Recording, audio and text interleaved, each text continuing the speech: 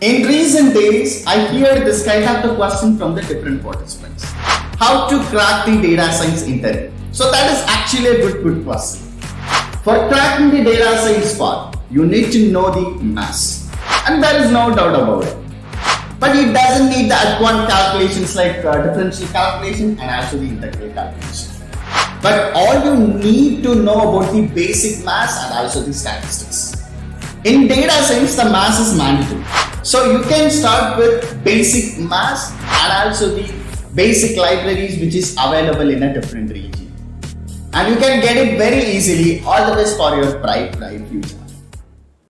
In recent days, I hear this kind of the question from the different participants. How to crack the data science interview? So that is actually a good question.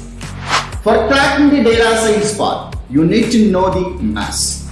And there is no doubt about it. But it doesn't need the advanced calculations